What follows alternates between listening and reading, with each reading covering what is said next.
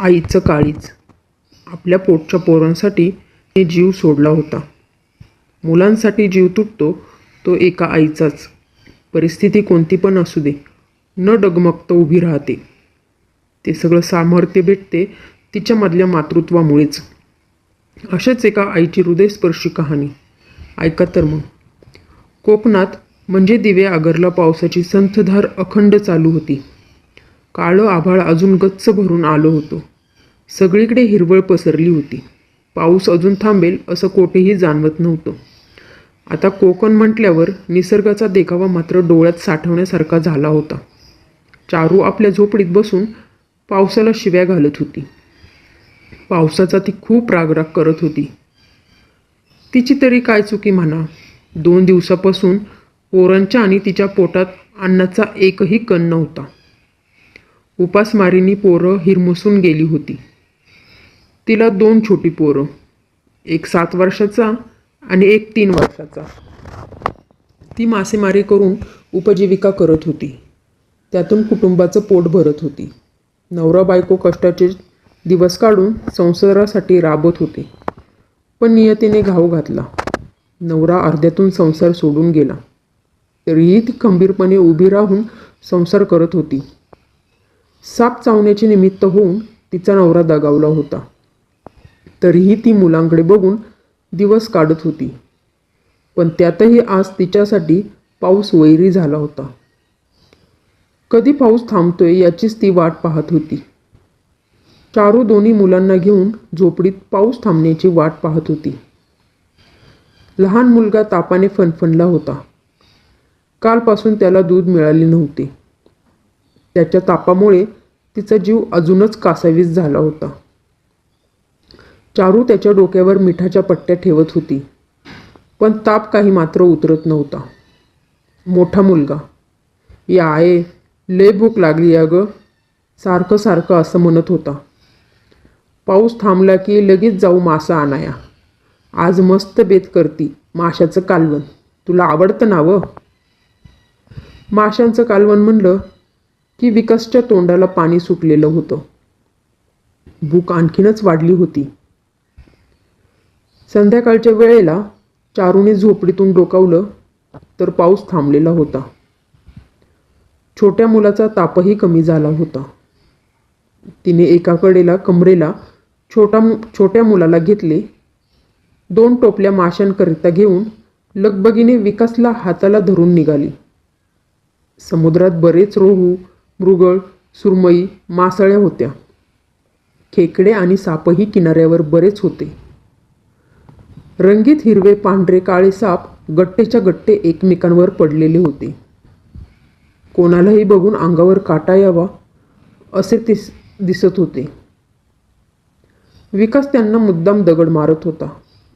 छोट्याला ते दृश्य बघून खूप आनंद वाटत होता. आनंदाने तो टाळ्या पिटाळून त्याच्या दादाला साथ देत होता. हे त्याच्या रोजच्या आयुष्यातील भाग असल्याने आणि उपजीविकेचे साधन असल्याने विकासची भीती मात्र मुरली होती. त्याला त्याची कशाचीच भीती वाटत नव्हती.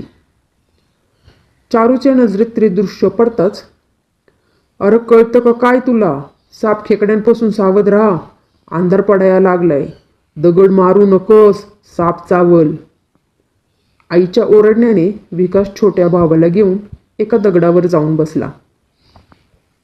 दगडावर जाऊन बसताच एक साप सुस्तपणे त्यांच्या कडेने चालला होता. त्याने काहीतरी खाल्ले होते बहुतेक. त्यामुळे साप खूप फुगल्यासारखा दिसत होता. ते बघून विकासच्या अंगावर काटाच आला. त्याने लगेच छोट्या भावाचे डोळे झाकले, तो घाबरू नये म्हणून. तिने सांजची वेळ झाली होती. चारूने टोपल्या भरून मासे पकडलेले होते. दोन्ही मुलांना घेऊन घरोघरी जाऊन मासे विकले. चारूला पोटापुरते पैसे मिळाल्यामुळे चारू आज आनंदाने मासे विकून घरी आली. थोडेफार मासे घरीही कालवण करण्यासाठी तिने आणले होते.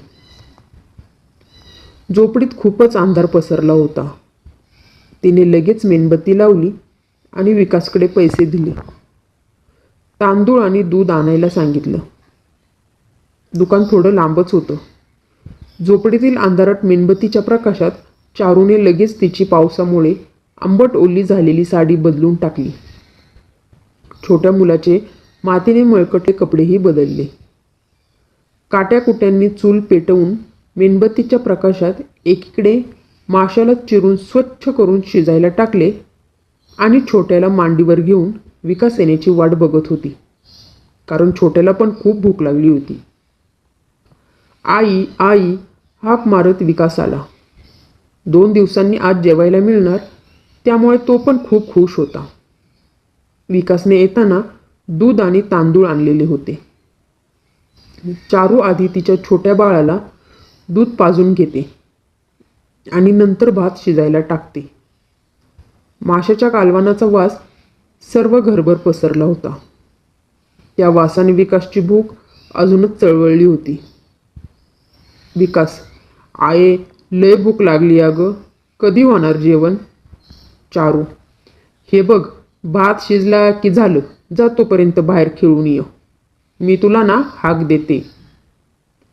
आईच्या बोलण्याने विकास बाहेर खेळायला गेला. 2 दिवस उपासमारीने तिलाही खूप चक्कर आल्यासारखं झालं होतं. अंगात कसलाच त्राण शिल्लक राहिलेला नव्हता. तरीही ती काम करत होती. भात शिजला की विकासला हाक तिने दिली. विकास, चल पटकन जेवायला ये, जेवण झालंय. विकासला बोलवून घेतलं. आईच्या हाकेने तो उड्या मारत मारत आनंदाने जेवायला आला. माशांचं कालवण भात बघून त्याच्या तोंडाला खूपच पाणी सुटलेलं होतं. चारूने जवळजवळ सगळं पातेले विकासच्या ताटात खाली केलं. थोडंफार उद्यासाठी ठेवलं होतं, कारण चारूला माहीत होतं की विकासची भूक खूप मोठी आहे, त्याचा आहार खूप मोठा आहे. चारू छोट्या मुलालाही भात चारण्याचा प्रयत्न करते, पण तो तिचा प्रयत्न निष्फळ ठरतो, कारण त्याला दूध पिल्याने झोपेची गुंगी आलेली होती. चारू स्वतःचे जेवण आटपून कामावरून घेते. तोपर्यंत दोघंही मुलं झोपी गेलेली असतात. चारूला आज समाधान वाटत होते. दोन्ही मुले पोटभर जेवून झोपली होती. पाऊस आता बराच वाढला होता. विजांचा कडकडाट होत होता. मुसळधार पावसाने तिला झोपही येत नव्हती. तिने मुलांकडे एक नजर टाकली. मुलं गाढ झोपली होती. त्यांच्या अंगावर शाल टाकून तीही झोपली. विकासला पडलेल्या एका स्वप्नामुळे त्याला जाग आली. तो उठला तसा झोपडीच्या बाहेर जाऊन त्याने उलटी केली. त्याला जास्तच मळमळ होत होती. विकासच्या आवाजाने चारूला जाग आली. काय र, काय झालं विकास? विकास, काय नाही गाय, मला मळमळ लय होतीये बघ, उलटी पण झाली बघ ना. कशामुळे याला मळमळ आणि उलटी झाली? चारू त्याच विचारत होती. आये, तुला माहिती आहे का? विकासच्या बोलण्याने चारू विचारचक्रातून बाहेर आली. काय र, बोल ना, आई म्हणली. आये, मी काल एक साप बघितला. तो साप माझ्याकडेने चालला होता. तो लईच फुगलेला भयानक दिसत होता बघ. तो साप आज स्वप्नात मला चावला. माझ्या तो शेजारून जात होता ना, मग स्वप्नात कसा काय चावला मला? चारूने वेगळी शंका मनातून काढली. विकासला झालेल्या उलटीमुळे ती आधीच घाबरली होती. ती चटकन उठून माशाचं कालवण बघायला गेली. ते दुसऱ्या दिवशी जेवणासाठी ठेवलं होतं. ती सर्व तुकड्यांवरून हात फिरवू लागली.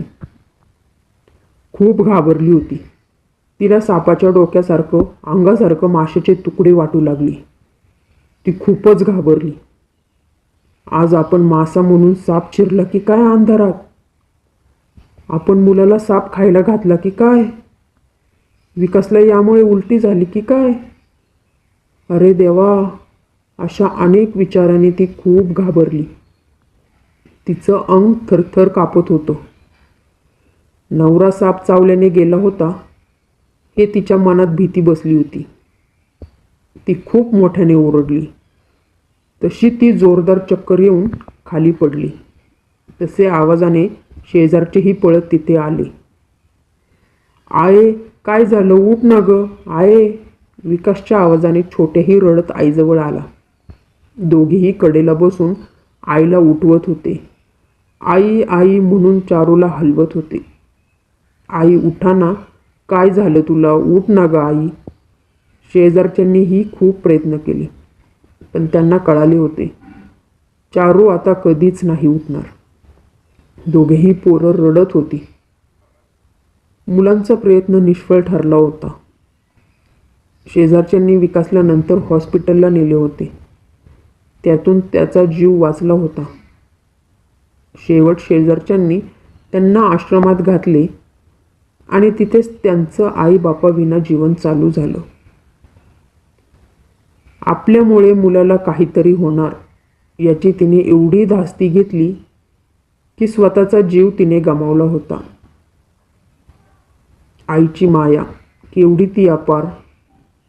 फ्रेंड्स, तुम्हाला ही स्टोरी आवडली असेल तर व्हिडिओला लाईक करा आणि चॅनेलला सबस्क्राईब करा आणि बेल आयकॉनवर क्लिक करून ऑलवर सेट करा, म्हणजे तुम्हाला पुढची व्हिडिओ लगेच भेटेल. धन्यवाद.